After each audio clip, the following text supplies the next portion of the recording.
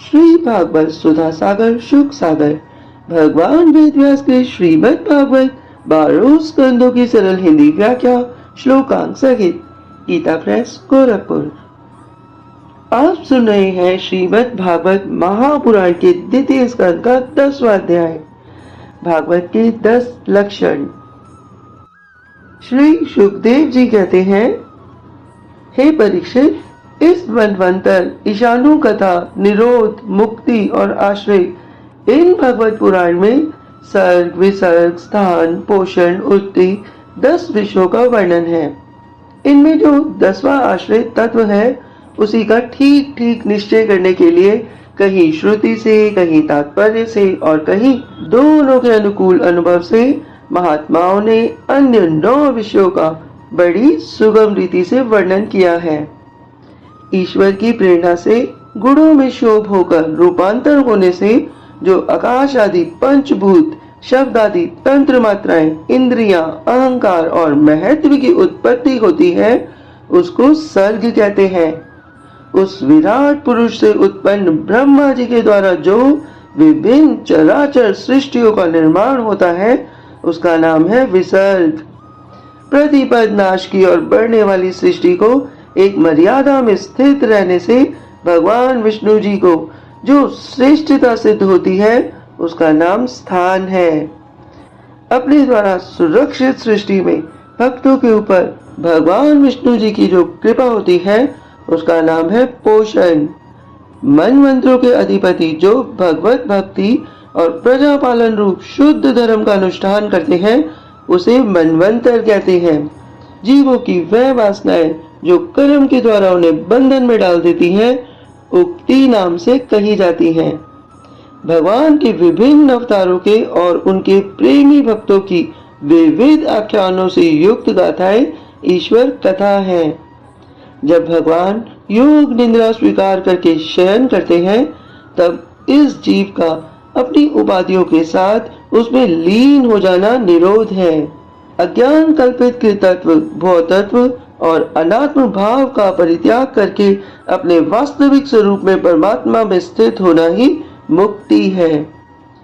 हे परीक्षित, इस चराचर जगत की उत्पत्ति और प्रलय जिस तत्व से प्रकाशित होते हैं, वह परम ब्रह्म ही आश्रय है। शास्त्रों में उसी को परमात्मा कहा गया है।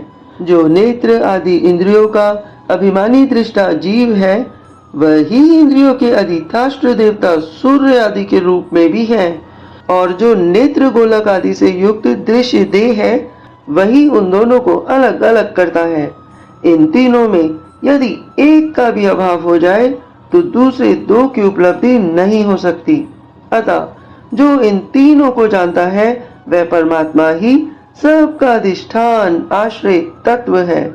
उसका आश्रय वह स्वयं ही है, दूसरा कोई नहीं। जब पूर्वोक्त विराट पुरुष ब्रह्मांड को फोड़ कर निकलता है, तब वह अपने रहने का स्थान ढूंढने लगा, और स्थान की इच्छा से उस शुद्ध संकल्प पुरुष ने अत्यंत पवित्र जल की सृष्टि की। विराट पुरुष रूप नर से उत्पन्न होने के कारण उस जल का नाम नार पड़ा, और उस अपने उत्पन्न किए हुए नार में वह पुरुष 1000 वर्षों तक रहा। इसी से उसका नाम नारायण हुआ। उन नारायण भगवान की कृपा से ही द्रव्य, कर्म, काल, स्वभाव और जीव आदि की सत्ता है। उनकी उपेक्षा कर देने पर और किसी का अस्तित्व नहीं रहता। उन अद्वितीय भगवान नारायण ने योग निद्रा से जगकर अनेक होने की इच्छा की है। तब अपनी माया से उन्होंने अखिल ब्रह्मांड के बीज स्वरूप अपने सुवर्णमय वीर्य को 3 भाग में विभक्त कर दिया। अधिदेव, अध्यात्म और अधिभूत विराट पुरुष का एक ही वीर्य 3 भाग में कैसे विभक्त हुआ, सुनो। विराट पुरुष के हिलने डोलने पर उनके शरीर में रहने वाली आकाश से इंद्रिय बल, मनोबल और शरीर बल की उत्पत्ति हुई। उनसे इन सब का राजा प्राण उत्पन्न हुआ। जैसे सेवक अपने स्वामी राजा के पीछे पीछे चलता है, वैसे ही सबके शरीर में प्राण के प्रबल रहने पर सारी इंद्रियां प्रबल रहती हैं, और जब वह सुस्त पड़ जाता है, तब सारी इंद्रियां भी सुस्त हो जाती हैं। जब प्राण जोर से आने जाने लगा, तब विराट पुरुष को भूख प्यास का अनुभव हुआ। खाने पीने की इच्छा करते ही सबसे पहले उनके शरीर में मुख प्रकट हुआ। मुख से तालु, तालु से रसेंद्रियां प्रकट हुई। इसके बाद अनेकों प्रकार के रस उत्पन्न हुए जिन्हें रसना ग्रहण करती है।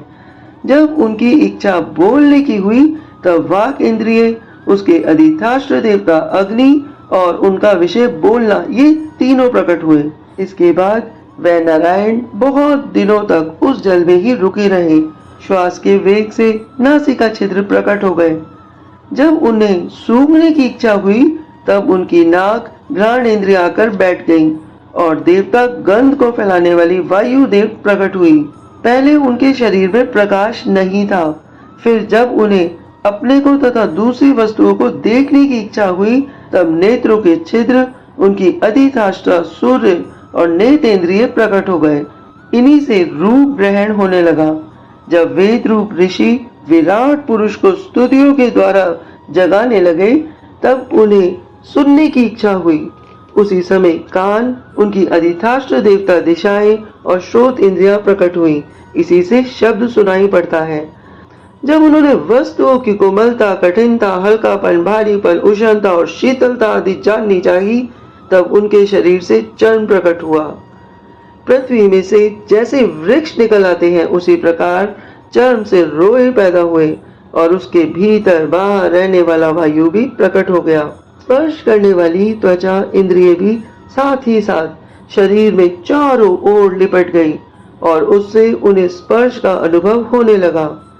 जब उन्हें अनेकों प्रकार के कर्म करने की इच्छा हुई तब उनके हाथ उगाए।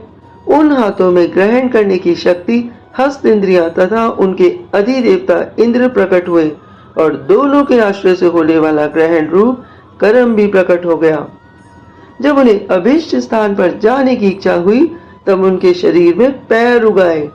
चरणों के साथ ही चरण इंद्रिय के अधिष्ठात्र रूप में वहां स्वयं यज्ञ पुरुष भगवान विष्णु स्थित हो गए और उन्हीं में चलना रूप कर्म प्रकट हुआ। मनुष्य इसी चरण इंद्रिय से चलकर यज्ञ सामग्री एकत्र करते हैं। संतान, रति और स्वर्ग भोग की कामना होने पर विराट पुरुष के शरीर में लिंग की उत्पत्ति हुई। उसमें उपस्थित इंद्रियां और प्रजापति देवता तथा इन दोनों के आश्रय रहने वाले काम सुख का आविर्भाव हुआ। जब उन्हें मल त्याग की इच्छा हुई तब गुदा द्वार प्रकट हुआ। तत्पश्चात उसमें पायु इंद्रियां और मित्र देवता उत्पन्न हुए। इन्हीं दोनों के द्वारा मल त्याग की क्रिया संपन्न होती है। अपान मार्ग द्वारा एक शरीर से दूसरे शरीर में जाने की इच्छा होने पर नाभि द्वार प्रकट हुआ। उससे अपान और मृत्यु देवता प्रकट हुए। इन्हीं अपान और मृत्यु देवता के प्रकट होने से इन दोनों के आश्रय से ही प्राण और अपान का विछोह यानी कि मृत्यु होती है। जब विराट पुरुष को अन्न जल ग्रहण करने की इच्छा हुई तब कोक, आते और नाड़ियां उत्पन्न हुई। साथ ही कुक्षी की देवता समुद्र, नाड़ियों के देवता नदियां और तृष्टि और पुष्टि, ये दोनों उनके आश्रित विषय उत्पन्न हुए। जब उन्होंने अपनी माया पर विचार करना चाहा तब हृदय की उत्पत्ति हुई। उससे मन रूप इंद्रियां और मन से उसका देवता चंद्रमा तथा विषय कामना और संकल्प प्रकट हुए। विराट पुरुष के शरीर में पृथ्वी, जल और तेज से 7 धातुएं प्रकट हुई। त्वचा, चर्म, मांस, रुधिर, मेद, मज्जा और अस्थि। इस प्रकार आकाश, जल और वायु से प्राणों की उत्पत्ति हुई। श्रोत्र आदि सब इंद्रियां शब्द आदि विषयों को ग्रहण करने वाली हैं। वह विषय अहंकार से उत्पन्न हुए हैं। मन सब विकारों का उत्पत्ति स्थान है और बुद्धि समस्त पदार्थों का बोध कराने वाली है। हे परीक्षित जी, मुझ सुखदेव जी ने आपको इस स्थूल रूप का वर्णन सुनाया है। ये शरीर बाहर की ओर से पृथ्वी, जल, तेज, वायु, आकाश, अहंकार, महत्व और प्रकृति, इन 8 आवरणों से घिरा हुआ है। इससे परे भगवान का अत्यंत सूक्ष्म रूप है। वह अव्यक्त, निर्विशेष, आदि, मध्य और अंत से रहित और नित्य है। वाणी और मन की वहां तक भी पहुंच नहीं है। मैंने तुम्हें भगवान के स्थूल और सूक्ष्म, व्यक्त और अव्यक्त, जिन दो रूपों का वर्णन सुनाया है, ये दोनों ही भगवान की माया द्वारा रचित है। इसलिए विद्वान पुरुष इन दोनों को ही स्वीकार नहीं करते। वास्तव में भगवान निष्क्रिय हैं, अपनी शक्ति से ही वह सक्रिय बनते हैं। फिर तो वह ब्रह्मा का यह विराट रूप धारण करके वाच्य और वाचक शब्द और उसके अर्थ के रूप में प्रकट होते हैं और अनेकों नाम रूप तथा क्रियाएं स्वीकार करते हैं। हे परीक्षित, प्रजापति, मनु, देवता, ऋषि, पितर, सिद्ध, चारण, गंधर्व, विद्याधर, असुर, यक्ष, किन्नर, अप्सराएं, नाग, सर्प, किम पुरुष, उरग, मातृकाएं, राक्षस, पिशाच, प्रेत, भूत, विनायक, कुष्मांड, उन्माद, बेताल, वातुदान, ग्रह, पक्षी, मृग, पशु, वृक्ष, पर्वत, सरीसृप इत्यादि जितने भी संसार में नाम रूप है, सब भगवान से ही है। संसार में चर और अचर भेद से दो प्रकार के, जरारुज, अंडज, स्वेदज और उद्भिज भेद से चार प्रकार के जितने भी जलचर, थलचर तथा आकाशचारी प्राणी हैं, सबके सब शुभ, अशुभ और मिश्रित कर्मों के तदंतर फल हैं। सत्य की प्रधानता से देवता, रजोगुण की प्रधानता से मनुष्य और तमोगुण की प्रधानता से नारकीय योनियां अर्थात नरक की योनियां मिलती हैं।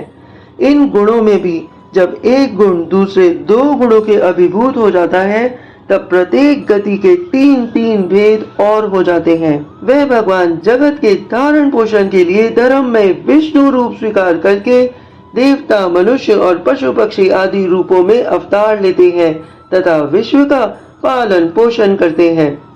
पढ़ने का समय आने पर वह ही भगवान अपने बनाए हुए इस विश्व को काला अग्नि रूप रुद्र का रूप ग्रहण करके अपने में वैसे ही लीन कर लेते हैं जैसे वायु मेघमाला को।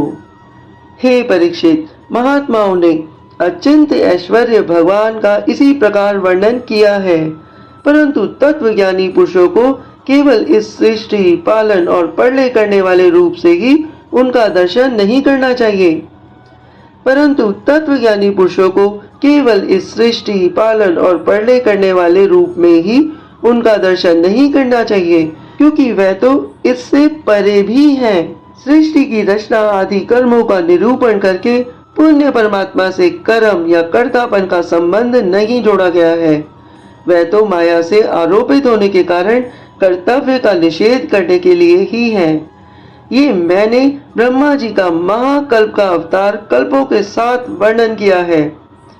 जब कल्पों में सृष्टि क्रम एक सा ही है, अंतर है तो केवल इतना ही कि महाकल्प के प्रारंभ में प्रकृति से क्रमशः महत्व आदि की उत्पत्ति होती है और कल्पों में प्रारंभ से प्राकृत सृष्टि तो जो की त्यों रहती ही है। चराचर प्राणियों की वैकृत सृष्टि नवीन रूप से होती है। हे परीक्षित, काल का परिमाण कल्प और उसके अंतर्गत मनवंतरों का वर्णन आगे चलकर करेंगे। अब तुम पाद्म कल्प का वर्णन सावधान होकर सुनो। शौनक जी ने पूछा, सूत जी, आपने हम लोगों से कहा था कि भगवान के परम भक्त विदुर जी ने अपने अति दुस्सह्य कुटुंबियों को छोड़कर पृथ्वी के विभिन्न तीर्थ में विचरण किया था। उस यात्रा में मैत्री ऋषि के साथ अध्यात्म के संबंध में उनकी बातचीत कहाँ हुई तथा मैत्रेय जी ने उनके प्रश्न करने पर किस तत्व का उपदेश किया? हे सूत जी, आपका स्वभाव बड़ा सौम्य है। आप विदुर जी का ये चरित्र हमें सुनाइए। उन्होंने अपने बड़े भाई बंधुओं को क्यों छोड़ा और फिर उनके पास क्यों लौट आए? सूत जी ने कहा, शौनकादि ऋषियों, राजा परीक्षित ने भी यही बात पूछी थी।